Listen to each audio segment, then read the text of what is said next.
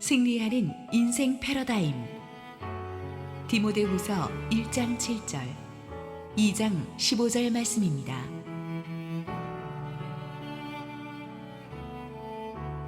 하나님이 우리에게 주신 것은 두려워하는 마음이 아니요 오직 능력과 사랑과 절제하는 마음이니, 너는 진리의 말씀을 옳게 분별하며 부끄러울 것이 없는 일꾼으로 인정된 자로 자신을 하나님 앞에 드리기를 힘쓰라. 할렐루야. 우리 하나님께 감사와 영광의 박수를 올려드리겠습니다. 우리 2018년 마지막 주일 예배에 오신 여러분 모두를 축복하고 환영합니다. 우리 함께 기도하시고 말씀 보겠습니다. 사랑하는 아버지, 은혜 감사합니다. 오늘도 부족한 죄인은 온전히 감추시고 주님 홀로 영광 받으시옵소서. 예수님 이름으로 기도했습니다. 아멘. 올해 우리 교회 표어가 이 승리를 선포하라였습니다. 그런데 기억할 것은 단순히 우리가 승리를 선포한다고 승리가 우리 것이 되는 것이 아닙니다. 어렸을 적에 저희 학교 앞에 붕어빵 아저씨가 붕어빵 만드는 모습을 옆에서 지켜본 적이 있습니다. 저는 그때부터 남달라서 딴 애들은 먹고 가는데 저는 제작 과정을 지켜보았습니다. 그런데 보면은 여러분, 그 붕어빵 모양을 만들 때 그 거푸집이 있잖아요. 그 거푸집에다 밀가루 반죽을 탁 넣고 찍어내는데 유독 그 아저씨는 여러 가지 모양의 거푸집들이 있었어요. 그 붕어빵계의 벤처라고나 할까요? 그래가지고 여러 가지 물고기 모양의 이 거푸집에 따라서 반죽을 부으니까 다 전혀 다른 모양의 붕어빵이 나오는 것을 보았습니다. 하나님이 우리에게 승리의 반죽을 부어 주실 때 우리의 영혼의 거푸집이 어떤 모양을 하고 있는가에 따라서 완전히 나오는 아웃풋이 달라질 것입니다. 저는 이것을 승리하는 인생의 패러다임이라고 부르고 싶습니다. 오늘의 본문을 보면 사도 바울이 자신의 후계자 디모데에게 준 마지막 유언과도 같은 디모데후서에서 나온 말씀인데, 여기서 승리하는 인생의 5가지 패러다임이 나옵니다. 그 5가지 패러다임 이야기하기 전에 하나님께서 중요하게 강조하는 것이 있습니다. 승리하는 인생의 패러다임이 아닌 것은 디모데후서 1장 7절 보겠습니다. 하나님이 우리에게 주신 것은 두려워하는 마음이 아니요 오직 능력과 사랑과 절제하는 마음이니. 하나님이 우리에게 안 주신 것이 뭐라고요? 두려워하는 마음이 아니라는 거예요. 이 말을 하시는 것은 너무나 많은 하나님의 사람들이 두려움 때문에 영적으로 무기력하게 살아가기 때문입니다. 그래서 성경에 그렇게 두려워하지 말라는 말이 신구약 성경에 367번이나 나오는 거예요. 기도하라는 말보다 더 많이 나와요. 그만큼 우리가 두려움의 노예가 되어서 살아가요. 정치심리학 용어에서는 그 포비아, 두렵다, 공포증이라는 말이 수십 가지가 있습니다. 좁은 공간에 갇히는 두려움, 너무 빨리 달리는 데서 오는 두려움, 높은 곳에서 떨어지는 두려움, 경쟁에서 질 것 같은 두려움, 실패에 대한 두려움, 사람들의 배신과 비난에 대한 두려움, 우리 아이들이 잘 될까 못 될까 하는 그런 두려움, 내가 병이 재발하지 않을까 하는 두려움, 수많은 두려움들이 우리를 꽉 잡고 있어요. 이 두려움을 이겨내지 못하면 삶의 기쁨이 없어집니다. 항상 불안하고 밤에 잠이 오질 않고 그래요. 저는 너무나 뛰어난 포텐셜을 가지고 있던 하나님의 사람들이 이 두려움에 사로잡혀 가지고 하나님께 인생을 드릴 수 있는 결정적인 순간마다 뒤로 도망가 버린 까닭에 정말 나중에는 후회만 남기는 서글픈 인생으로 끝나는 것을 많이 보았습니다. 하지만 한편으로는 열악한 환경에 평범한 재능을 가졌지만 두려움을 극복하고 담대하게 하나님께 헌신한 결과 놀라운 축복을 추수하는 것도 많이 보았습니다. 바울은 오늘 본문에서 말합니다. 디모데야, 두려워하는 마음은 하나님이 준 것이 아니다. It is not made in heaven. 그러면 누가 줬을까요? 마귀가 줬겠죠. 마귀는 작은 불꽃 같은 두려움도 큰 산불 같은 두려움으로 확대시키는 데 천재입니다. 두려움이 왜 무섭냐 하면요, 두려움이야말로 이단보다도 더 위험해요. 왜냐하면 두려움 때문에 하나님이 우리에게 주신 사명을 시작하기도 전에 침몰시키는 가장 큰 원인이기 때문이에요. 그래서 우리가 두려움과 마주 싸우는 것은 하나의 영적인 전쟁입니다. 두려움의 파도가 밀려올 때마다 우리는 그 뒤에서 마귀가 흉악하게 미소 짓고 있다는 것을 알아야만 합니다. 그래서 나사렛 예수의 이름을 부르면서 두려움의 마귀를 내쫓아야 돼요. 마귀는 우리가 가만히 있으면 그냥 물러가지 않아요. 예수님의 이름을 부르면서 대적해야지 물러가는 거예요. 우리가 계속 두려워하는 것은 우리가 가진 자원만으로 문제를 해결하려 하기 때문입니다. 아이가 장난감 가게 앞에 서가지고 정말 사고 싶은 장난감을 보는데 가격표를 보면서 자꾸 자기 주머니를 뒤져봅니다. 이쪽 주머니 뒤지고 저쪽 주머니 뒤지는데 한숨만 나옵니다. 지갑에서는 먼지가 풀풀 나는데 거기 있는 얼마 안 되는 돈으로 저 장난감을 사기는 턱도 없어요. 그런데 아기는 계속 자기 주머니 털면서 계속 장난감 보면서 왔다 갔다 묵상을 하고 있습니다. 고민을 하면 할수록 절망감이 엄습합니다. 그때 똑똑한 아이는 자기의 주머니를 보지 않고 아버지의 지갑을 봅니다. 나와 아버지는 하나이니라 그러면서 아버지의 지갑을 바라보죠. 하나님께서 우리에게 사실 그거를 원하십니다. 하나님께서 두려워하지 말라고 하시면서 내가 너와 함께 한다고 하십니다. 그 말은 무슨 말이에요? 네가 가진 자원만으로 문제를 해결 못한다. 그러니까 나를 보아라. 아버지의 지갑을 보아라. 하늘의 창고를 열어라. 그래서 우리가 두려움을 이길 수 있는 길은 문제와 씨름하는 것이 아니라 하나님께 시선을 고정시키는 것입니다. 우리는 그것을 기도라고 합니다. 그러므로 여러분, 두려우면 기도하세요. 겁나게 두려우면 겁나게 기도하세요. 기도하면서 여러분의 하나님의 임재가 점점 여러분 안에 있는 두려움과 불안감을 몰아내는 것을 느낄 수가 있을 것입니다. 이제 특세가 이틀 후면 시작되는데 누가 기도해야 돼요? 두려운 사람은 다 기도하셔야 돼요. 기도할 시간이 없다고요? 여러분이 걱정하는 시간만 다 빼서 기도 시간에 투자하면 충분히 시간이 나옵니다. 어차피 여러분 걱정밖에 할 거 없잖아요. 그러니까 그 시간을 기도의 시간으로 하는 거예요. 두려움은 불신앙의 산물이요 용기는 믿음의 산물입니다. 용기를 내십시오. 여러분 두려움이 몰려올 때마다 이 말씀을 붙드세요. 그래, 성경 말씀에 두려워하는 마음은 하나님이 주신 것이 아니라고 했어. 그래서 두려움이 몰려오면 여러분 얘기하세요. 너 하나님이 보낸 거 아니지? 그럼 no thank you. 나 너 싫어. 내 마음속에 너를 향한 공간은 없어. 그렇게 두려움과 대적하십시오. 두려울수록 기도의 자리에 엎드려 계세요. 왜냐하면 두려움의 마귀는 기도하고 있는 사람 옆에 얼씬도 못하거든요. 예배하는 사람 옆에 얼씬도 못하거든요. 여러분이 기도의 자리를 지킴으로써 두려움을 극복하고 일어나기를 바랍니다. 두려움은 패배자의 패러다임이기 때문에 이것을 털어버리고 시작해야 돼요. 자, 그러면 승리의 패러다임은 무엇입니까? 하나님이 우리에게 두려워하는 마음을 주시지 않았지만 하나님이 우리에게 주신 것은 무엇이에요? 7절을 보세요. 능력과 사랑과 절제하는 마음을 주셨다고 했습니다. 첫째, 하나님은 우리에게 능력을 주셨어요.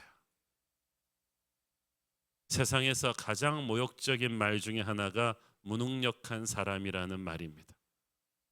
그런 말 종종 주위에서 들어보셨죠? 저 사람 학벌은 좋은데 무능력해. 인물은 좋은데 무능력해. 성격은 나이스한데 무능력해. 말은 잘하는데 하나도 실천을 못해. 실력이 없어. 이런 분들 보면 참 힘듭니다. 무능력한 가장은 가정을 불쌍하게 만들고, 무능력한 상사는 회사를 망하게 하고, 무능력한 지도자는 나라 전체를 도탄에 빠뜨릴 것입니다. 이것은 영적인 세계에서 더욱 그렇습니다. 성경은 경건의 모양은 있는데 능력이 없는 것이 얼마나 비참한가를 이야기합니다. 직분은 받았는데 영적인 능력이 없으면 얼마나 비참한가. 이스라엘 백성들은 법궤를 가지고 전쟁에 나갔는데 전쟁에 져요. 능력이 없으면 그렇게 돼요. 성령은 영적인 능력입니다. 여러분에게 성령을 부어주신다, 성령 충만한다는 것은 영적인 능력자, 실력자로 만들어 주신다는 것입니다. 사랑하는 여러분, 여러분에게 영적인 능력이 충만하기를 기도하십시오. 성경 지식이 아무리 많아도, 교회 아무리 오래 다녔어도 능력이 없다면 그 삶은 정말 무기력한 거예요. 능력이 폭발한 사람이 설교하면요, 사람들이 회개하고 변해요. 능력이 있는 사람들이 목회를 하면은 그 교회는 부흥하고 성장합니다. 사람이 많다고 능력이 커지는 게 아니에요. 모세는 70명의 장로를 데리고 200만 백성을 다스렸어요. 예루살렘 초대교회는 7명의 집사와 12명의 사도가 5,000명, 10,000명 넘어가는 예루살렘 초대교회를 충분히 다스렸습니다. 능력이 중요하지 사람 수가 중요한 게 아니에요. 오늘의 본문에서 바울이 사용한 능력이라는 헬라어 단어는 두나미스, 다이너마이트의 어근이 되는 단어입니다. 폭발하는 능력입니다. 산더미 같은 장애물도 다이너마이트가 폭발하면서 다 깨버립니다. 능력이 왜 필요합니까? 여러분 인생을 막고 있는 모든 장애물을 폭발시켜서 터뜨려 버려야 돼요. 그래서 브레이크트루가 열려야 되는 거예요. 능력이 있는 사람은 어떤 장애물 사이로도 브레이크트루를 만듭니다. 돌파구를 만드는 거예요. 여러분의 인생이 답보 상태에 있다면 하늘의 능력을 구하십시오. 뭔가 뚫어야 된다. 여러분의 직장이 가정이 뭔가 좀 뚫려야 된다. 하늘의 능력으로 가득 차기를 바랍니다. 평범한 사람인데도 하늘의 능력을 받으면 달라져요. 능력 있는 사람이 기도하면 어둠의 권세가 떠나고 병이 낫고 하나님의 역사가 그곳에 일어납니다. 능력 있는 사람 옆에서 사역을 하면 신나요. 사람들이 모여들기 시작하고 변하기 시작하고 평범한 일이 아주 초자연적인 기적을 체험하기 시작합니다. 일이 힘들어서 힘든 게 아니라 사람의 힘으로 하나님이 일하니까 힘든 거예요. 여러분 교회에서 사역하는 모든 분들이 나는 성령의 능력으로 충만하기를 바랍니다. 하늘로부터 임하는 능력이 충만하면 이웃을 사랑하고 원수를 용서하고 병을 고치고 어둠의 권세를 몰아내는 놀라운 기름 부으심을 체험하게 되는 것입니다. 성령의 능력이 충만한 사람은 마음의 평안과 기쁨이 가득해서 어떤 힘든 상황 속에서도 패닉하지 않아요. 저는 여러분들에게 한 해를 마무리하면서 성령의 능력이 흠뻑 지어주게 되기를 축원합니다. 능력이 충만하면 승리하는 사람이 됩니다. 두 번째로 하나님은 우리에게 절제하는 마음을 주셨다고 했어요.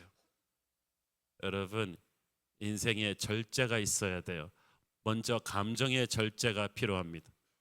영성이 건강하지 않은 사람들은 감정 기복이 심해요.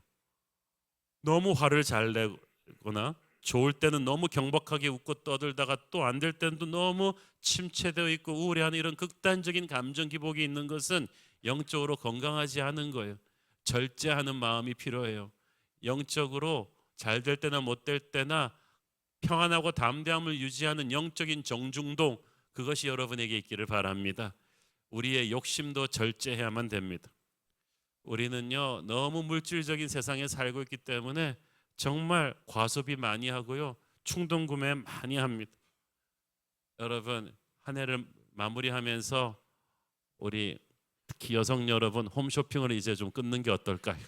인터넷 홈쇼핑 채널에서 일하는 성도님들한테는 죄송합니다만은 뭐 그렇죠. 우리가 세상에 몸담고 있는 이상 세상으로부터 완전히 자유로울 수는 없지만 이 정신없는 소비 문화, 엔터테인먼트 문화로부터 이걸 같이 동승해서 다 따라갈 필요는 없어요. 정말 필요한 것이 아니라면 충동 구매하지 마시고 유행 따라서 함부로 사지 마시고 한두 번 입어보고 그냥 한 번도 옷장에서 안 꺼낼 거면은 그런 거 산 거 좀 회개하십시오. 집을 구할 때나 옷을 살 때나 차를 살 때도요 너무 남의 눈 의식해서 무리하게 수준 높여서 사지 말고 그래가지고 그 맨날 페이하다가 끙끙대지 마시고 자기가 할 수 있는 수준보다 한 단계 내려서 사세요. 심플하고 소탈하게 그렇게 사세요. 진짜 속이 꽉 찬 사람은 겉에 보이는 거 그렇게 명품으로 하고 안 다녀도요 하나님이 글을 쓰실 거예요. 물건을 너무 많이 쌓아두지 마시고 버려두고 정리하는 습관을 가져서 살림을 간결하게 하십시오. 인간관계도 좀 분별력 있는 절제가 필요해요. 여러분 뭐 페북 친구가 수백 명이고 뭐 자기 팔로워가 트위터 팔로워가 많고 그런 거 하나도 소용없어요. 페북, 인스타그램, 카톡방 확 줄이십시오. 숫자를 줄이세요. 너무 많은 사람들의 일에 간섭하거나 알려하지 말고 너무 많은 모임에 관여하지도 마세요. 모든 사람을 만족시키려 하다가 모든 사람을 화나게 할 수 있거든요. 하루에 너무 많은 사람들과 만나지 말고 대신 만나는 사람에게 정성을 다해 주십시오. 가족과 대화할 때도 좀 시간을 들여서 정성을 기울여서 깊이 있는 대화를 해보려고 좀 몸부림을 치십시오. 여러분의 인간관계를 간결하고 깊이 있게 정리하세요. 그 절제하는 마음이 그런 의미에서 함께 하지 말아야 될 사람들도 정리하십시오. 물질적이고 음란한 사람, 감정 기복이 너무 심한 사람, 여기서 이 말하고 저기서 저 말하는 남의 말 함부로 하는 사람 거리를 두십시오. 시편 1편에 보면은 복 있는 사람은 악인들을 주위에서 정리하는 사람이라고 했어요. 대신 영적으로 성숙하고 깊이 있고 긍정적이고 지혜로운 사람들과 사귀십시오. 인간관계를 그렇게 심플하게 정결하게 정리해야 여러분의 영혼이 평안해집니다. 오늘 본문에서 절제하는 마음을 영어 성경에서는 a spirit of self-discipline이라고 되어 있죠. 그 말은 절제하는 마음은 자기 훈련하는 마음과 동의어란 뜻이에요. 이런 자기의 시간과 돈과 인간관계 심플하게 정리하는 게 그냥 자연스럽게 되지 않아요. 우리가 훈련해야 돼요.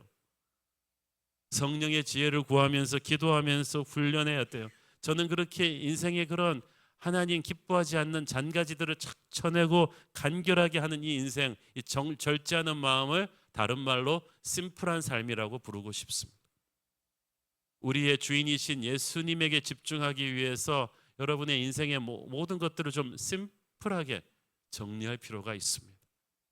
사도 바울은 인생이 심플하게 정리되고 예수님에게만 딱 초점이 맞춰진 사람이었어요.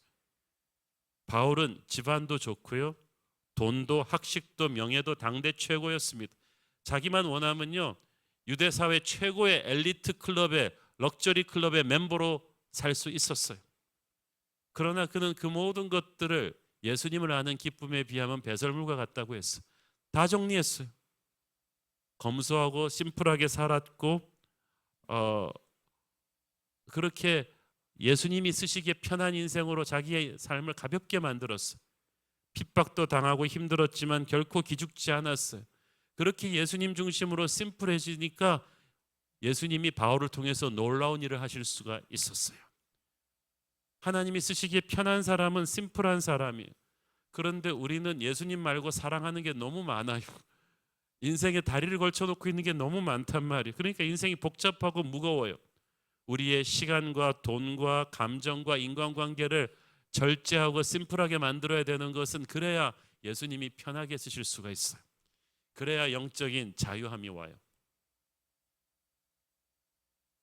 한 달, 두 달 됐나요? 우리가 성도들과 함께 극장 대관해 가지고 사도 바울 영화 같이 본 적이 있었죠. 그때 그 영화의 한 장면이 제가 생각이 나는데, 간수장인 아주 엘리트 로마 장교하고 바울하고 대화하는 장면이었어요. 간수장이 바울을 보고, 난 당신을 이해할 수가 없다. 당신은 모든 걸 누리며 살 수 있었는데 왜 예수 믿고 이 고생을 하느냐. 그랬더니 바울이 이렇게 이야기하죠. 당신은 바닷물을 움켜잡으려고 한 적이 있느냐?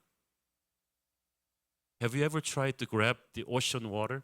물을 잡으려고 한 적이 있는가? 이 세상 사람들의 인생은 바닷물을 손으로 움켜잡으려고 하는 것과 같다. 그러나 거기에 성공한 사람이 누가 있느냐? 그 물은 결국 손가락 사이로 다 빠져나가게 되고 사람들은 빈손으로 인생을 마감하게 된다. 그렇지만 우리 크리스천들은 아니다. 우리는 바다 전체를 소유했다. We own the whole ocean. 그래서 우리는 자유인이다. 하나님의 사람들은요, 저 바다보다 넓고 풍성한 하늘나라의 유업을 이미 다 소유한 사람들입니다. 그러므로 우리는 헛된 세상의 것들을 움켜잡으려고 발버둥 치는 어리석은 자가 아닙니다. 그렇게 복잡하고 힘든 인생을 살지 않아요. 우리는 이미 풍성한 하나님의 바다에 잠겨서 누리는 자가 되어야 될 것입니다. 그러므로 인생을 예수님에게 초점을 맞추고 심플하게 정리하기를 바랍니다. 세 번째 승리하는 인생 패러다임은 사랑입니다. 첫째는 하나님을 사랑하는 것이요, 둘째는 이웃을 사랑하는 거예요. 이 순서가 중요한 것이, 하나님을 사랑하는 데서 이웃을 사랑하는 힘이 나와요. 우리가 겨울 부흥회 때 배웠죠. 오직 그 한 가지를 구하리니. 성경에서 성공적인 인생을 살았던 모든 사람들은 가장 바쁜 직장 생활을 하면서도 가장 최우선 순위를 예배하는 데 두었어요. 예배하는 것은 하나님을 사랑하는 데 시간을 투자하는 거예요. 정성을 투자하는 거예요. 최고의 거룩한 갑부 아브라함은 돈 벌기 위해서 노력하지 않았어요. 어디를 가든지 예배처를 쌓았어요. 다윗은 출세하려고 하지 않았어요. 항상 하나님을 예배하려고 했어요. 그랬더니 다른 모든 건 하나님이 더해 주셨어요. 여러분, 하나님을 뜨겁게 신선하게 날마다 열심히 사랑하기 위해서 기도와 예배에 투자하십시오. 하나님을 사랑하기, 그리고 그 사랑으로 우리는 형제를 사랑하기를 연습해야 돼요. 여러분, 우리가 하나님을 사랑한다 하면서 형제 사랑하는 걸 연습하지 않으면 그게 균형 잡힌 영성이 아닙니다. 세상은 이기주의자들의 세상이에요. 전부 다 자기중심적이에요. 세상의 인간관계는 서로를 다 경쟁 상대로 보고 비판하고 의심하는 인간관계예요. 다 자기중심적으로 남을 이용하려고 해요. 그러니까 우리가 교회에 들어와서도 조금 그런 식으로 예수를 믿어요. 예수를 믿는데 자기 잘 되기 위해서 믿는 거예요. 승리를 선포하라는데 나만 승리하면 돼요. 우리 애만 성공하면 되는 거예요. 그런데 그러면 불행해져요. 왜냐하면 그게 영적으로 행복해지는 하나님의 코드가 아니에요. 여러분이 이기주의로 살면 살수록, 사랑을 흘려보내지 않으면 않을수록 이유를 모르게 불행할 것입니다. 사랑은요, 표현해야 돼요. 시는 쓰여지기 전까지는 시가 아니고, 노래는 부르기 전까지 노래가 아니고, 사랑은 표현하기 전까지는 사랑이 아니에요. 여러분 중에서 한 해를 돌아보면서 새해를 준비할 때 여러분의 인생 습관에서 고쳐야 될 것이 있다면 형제를 얼마나 격려하고 축복하고 위로하면서, 즉 사랑을 표현하면서 살았느냐예요. 부부관계 어떻습니까? 여러분, 아내들은 얼마나 남편을 사랑하고 격려하고 위로하고 축복합니까? 아니면 그냥 잔소리로 이 사람을 인간 만들려고 막. 남편들은 얼마나 아내를 사랑하고 위로하고 격려하는데 의도적으로 표현을 합니까? 부모님들은 얼마나 자녀들을 사랑하고 격려하고 축복하는데 표현을 하십니까? 아니면 그냥 성적표 가지고 애를 들이잡습니까? 여러분, 영적인 어른은요, 잔소리를 줄이고 사랑을 줘야 돼요. 그래야 여러분이 나중에 그 꾸지람을 내려도 그게 상처가 되지 않아요. 여러분의 직장에서는 어떻습니까? 여러분은 상사와 고객과 동료들에게 사랑을 표현합니까? 교회에서는 어떻습니까? 형제자매들에게 얼마나 사랑을 표현합니까? 말로만 격려하고 축복하는 것뿐 아니라 때로는 고구마도 사주고 밥도 같이 사주고 하면서 사랑을 표현하는 거예요. 하나님은 항상 우리를 격려하고 축복하셨는데 우리는 사랑을 잘 표현하지 않아요. 그런데 여러분, 높은 곳으로 가려고 하지 말고 사랑은 위에서 아래로, 힘을 가진 자가 아래로 흘려보내는 거예요. 저는 그 한국교회 그 큰 교회 목사님들이 모이는 모임이 몇 개 있었는데 몇 번 다니다가 잘 안 가요. 별로 재미가 없어요. 근데 제가 참 가서 기쁨과 즐거움, 그리고 감동을 느끼는 데는 우리가 돕는 그 SMP 있잖아요. 미자립 교회 목사님들, 그분들을 재정적으로 지원할 뿐 아니라 한 달에 한 번씩 제가 만나서 하루 종일 같이 밥 먹고 같이 놀아요. 커피 마시고 그분들 목회 이야기 들어주고.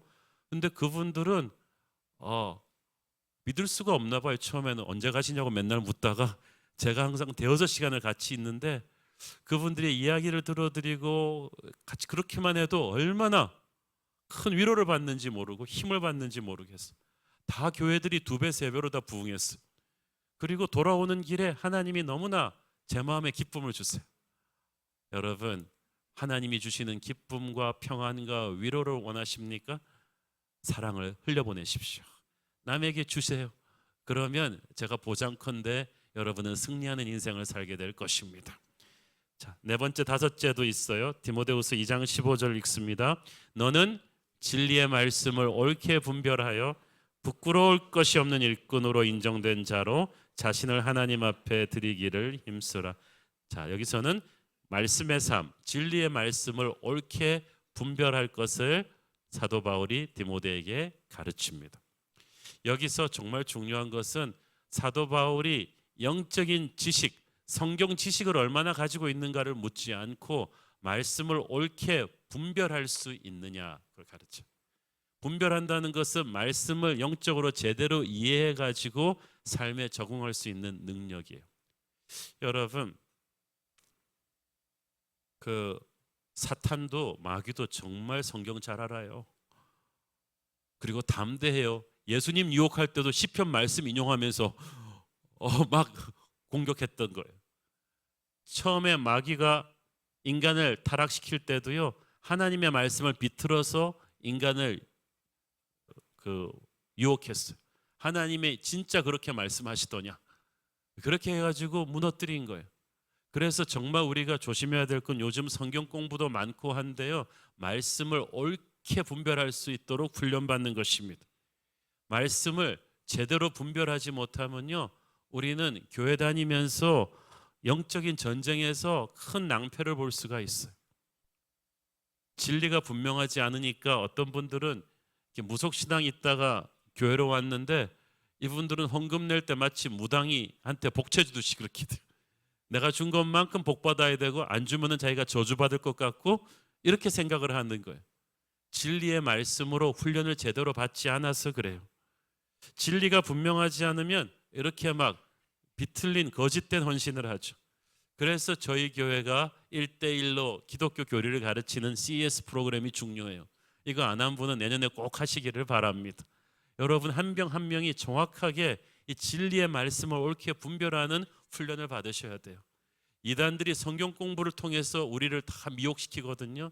요즘은 어린아이, 청소년, 대학생들 나이부터 이단들이 잘못된 성경 공부로 유혹하기 때문에 우리가 참 유전 자녀들 세대 영성 교육을 굉장히 신경을 씁니다. 여러분 자신의 영적인 상태를 한번 점검해 보십시오. 내가 진리를 옳게 깨닫고 분별할 수 있는가? 자신이 없으면 훈련을 받기를 바랍니다. 그렇게 해서 하나님의 승리를 담을 수 있는 이 프레임으로 자기 영혼을 만드는 거예요. 마지막으로 바울은 디모데에게 너를 부끄러울 것이 없는 일꾼으로 하나님께 드리라고 말합니다. 그 말은 거룩한 사람이 되라는 뜻이에요. 하나님께서는 하나님의 자녀들에게 내가 거룩하니까 너희도 거룩하라고 말씀하셨습니다. 근데 거룩 얘기하면은 참 성도님들이 부담스러워하세요. 무섭다고 생각해요. 딱딱하다고 생각해요. 그런데 여러분 그렇게만 생각하지 마시고요. 미세먼지 한번 생각해 보십시오. 올 한 해 우리가 미세먼지 때문에 고생을 많이 했죠. 그런데 그래서 집집마다 공기청정기가 있어요. 이 공기청정기로 미세먼지를 다 이렇게 정결하게 한 다음에 그 안에서 우리가 숨 쉬는 것을 좋아하잖아요. 미세먼지 많으면 밖에 안 나가듯이 죄는 영적인 미세먼지예요.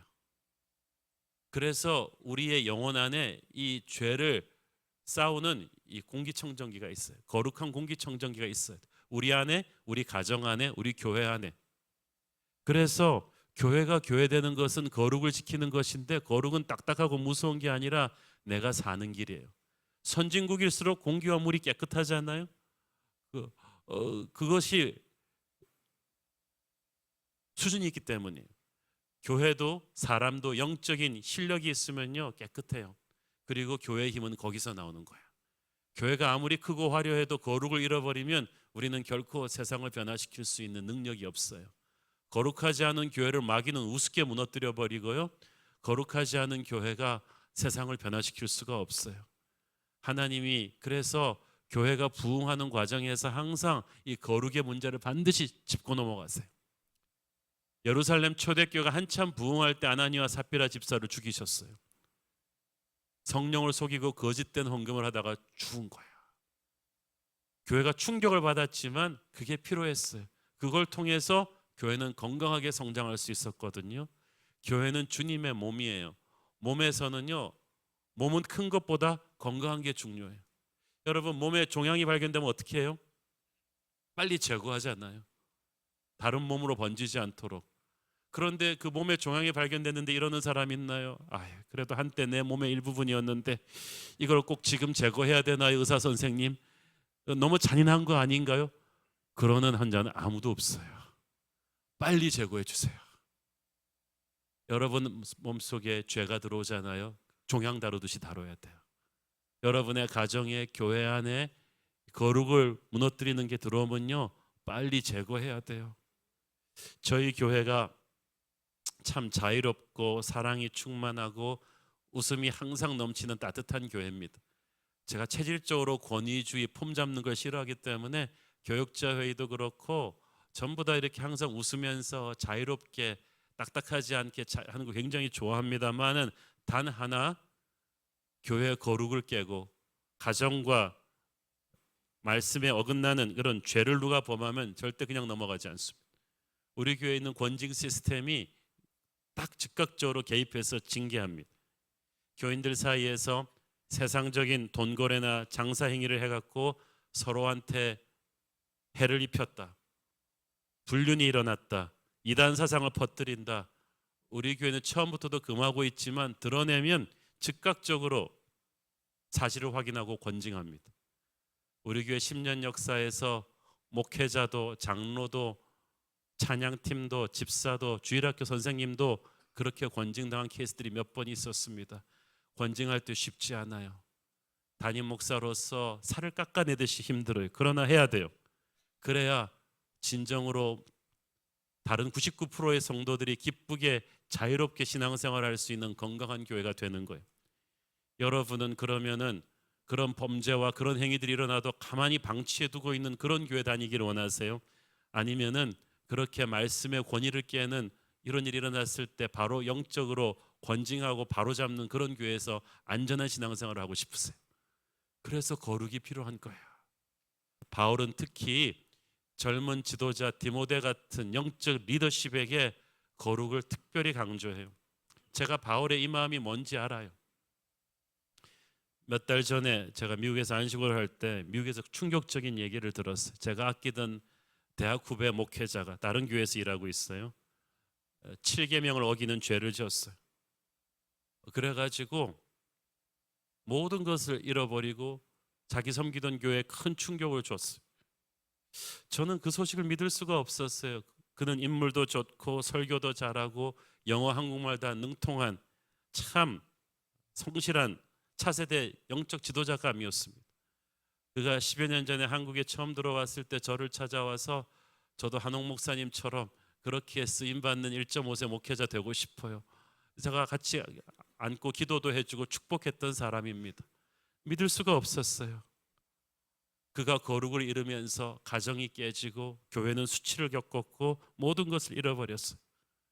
수십 년 동안 목회 생활을 해오면서 저는 그렇게 아깝게 무너져버린 목회자, 선교사, 장로님, CCM 찬양 사역자, 재직들을 무수히 많이 보았습니다.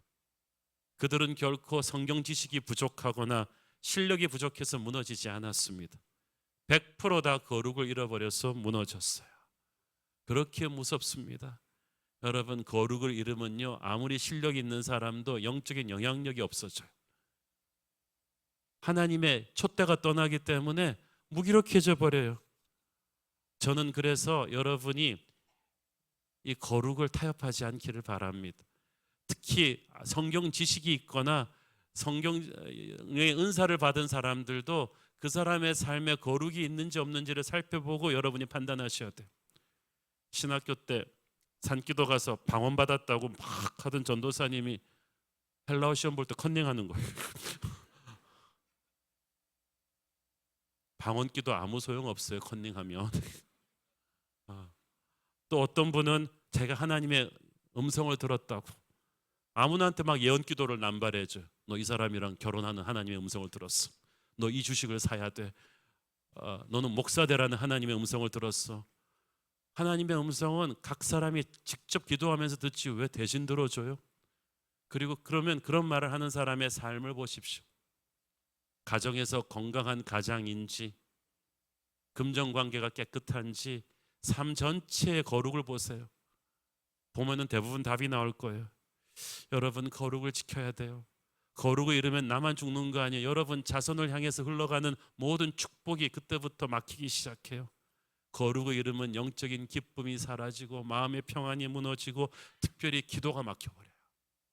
그러면요, 하나님의 복을 받을 수 있는 모든 영적인 혈이 다 막히는 거예요. 무기력한 성도가 돼요. 그러므로 우리는 거룩을 잃지 않도록 몸부림쳐야 되고요.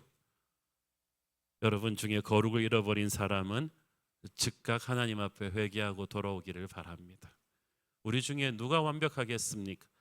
다윗 같은 사람도 죄 지을 수 있지만 중요한 건 빨리 회개하시는 거예요. 그냥 어설프게 넘어갈 수는 없어요. 사회가 너무 성적으로 문란해졌어요. 그러다 보니까 교회 안에서도요, 청년들이 혼전 순교를 우습게 여기는 사람들 참 많아요. 결혼한 부부들도 침상을 더럽히는 사람들이 너무 많아요. 우리 교회 안에도 있을지 모르겠어요. 혹시 그 문제로 죄 지은 분들이 있다면 2019년이 오기 전에 회개하기를 바랍니다. 여러분은 그렇게 계속 갈 수 없어요. 혹시 돈 문제로 다른 사람에게, 다른 성도에게 사기를 쳤거나 빌려간 돈을 갚지 않았거나 옳지 않은 방법으로 이익을 취한 분들이 있다면 그분들도 한 해를 넘기기 전에 회개하십시오. 우리 모두 죄인이기 때문에 서로 정죄하지는 않겠지만 더 이상 그렇게 갈 수는 없어요. 성경 곳곳에서 하나님은 너희들의 마음을 찢고 하나님께 회개하고 돌아오라고 하십니다.